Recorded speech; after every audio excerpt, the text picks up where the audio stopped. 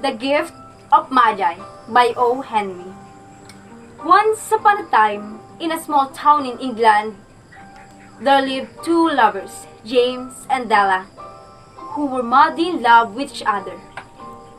When college was over, James got a job as a typist in a newspaper company with a salary of £50 a month.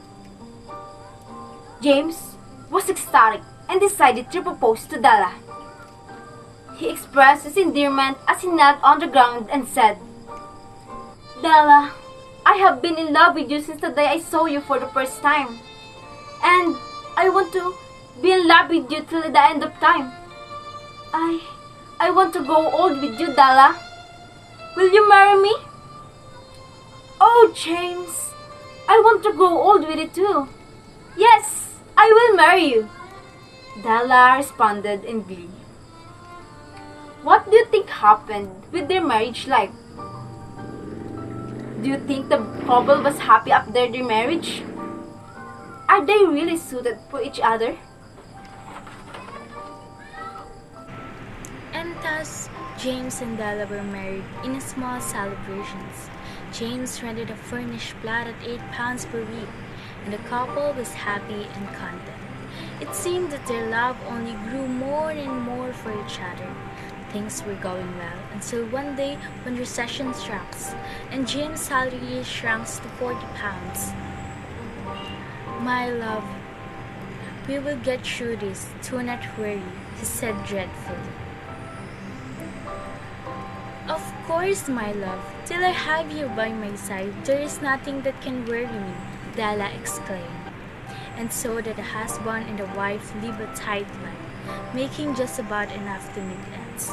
Soon it was Christmas Eve. The streets of London were covered in snow. The shops were decorated with lights and the houses with Christmas trees. Della, meanwhile, went through her purse to find how much she had saved up. £1.87, that's all. And tomorrow is Christmas. What should I do? This is not enough. Do you think £1.87 is enough? Would she be able to give James a gift? What do you think she'll do in order to give her husband a Christmas present?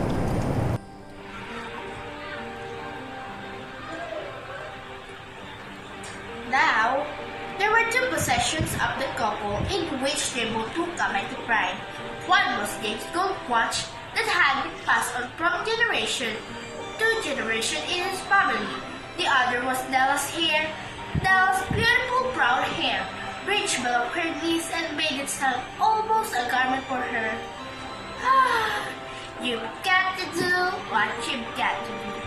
She stood up nervously and quickly as a tear or two escaped her eyes. Della wiped the tears off her face and putting her own brown hat on, she fluttered out the door and down the stairs to the street. A little while later, she stopped near a store.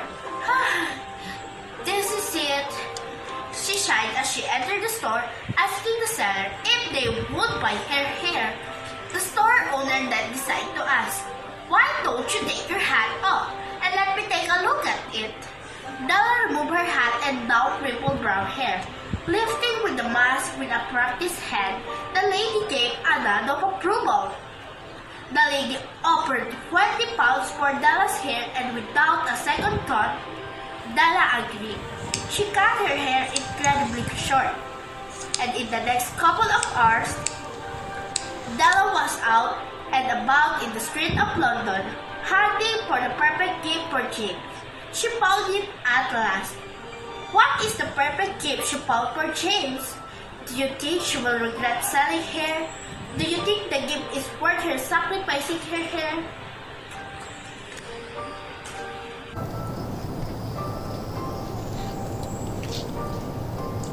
"It surely has been made for James and no one else," Della exclaimed. It was a platinum fob chain, simple and chaste in design, properly proclaiming its value by substance alone and not by meretricious ornamentation, as all good things should do.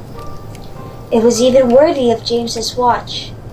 Without thinking any more, Della paid £21 for it and hurried home with the remaining 87 pence. At 7 o'clock, the coffee was made and the frying pan was on the back of the stove, ready to cook the chops.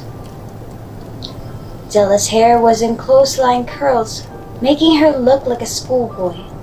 At least, that's what she thought. If James doesn't kill me before he takes a second look at me, he'll say I look like a chorus girl. But what can I do? Oh, what can I do with 87 pence? Suddenly, she heard his steps and turned pale for a moment. Please, God, let him think I'm still pretty. The door opened and James stepped in. He looked thin and very serious. What was her husband's reaction to her hair? Would he still love her despite her reckless decision?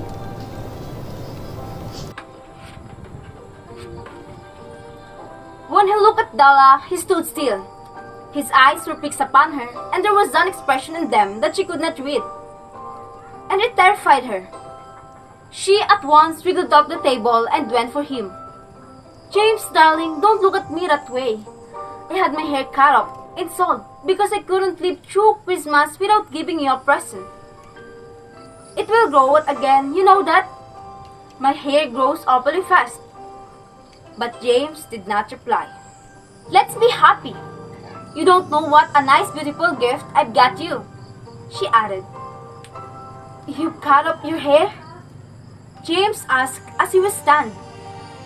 Yes, I've cut it off and sold it. Don't you like me just as well anyhow? I am me without my hair, aren't I? James looked at her with a straight face.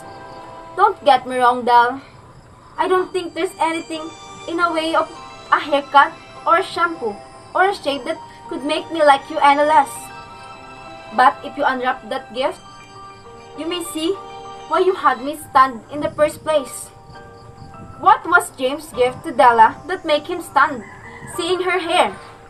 What was Della's reaction to the package? Della tore the wrapper, and when she opened the box, she let out a scream of joy. But her joy was only short-lived, for the gift was a set of combs, side and back, that Della had worshipped long in a Broadway window. Beautiful combs, pure tortoiseshell with jeweled rims. They were expensive, and her heart had simply craved and yearned over them without the least hope of possession. And now, they were hers, but the tresses that should have adorned the covered adornments were gone. She held them tight and looked up with teary eyes and smiled. My hair grows so fast, Della reminded him, and then she leapt up like a little sick cat and cried, Oh, James, you have yet to see your beautiful present. She held it out to him eagerly upon her open palm. What was James' response to his wife's gift that she thought was perfect for him?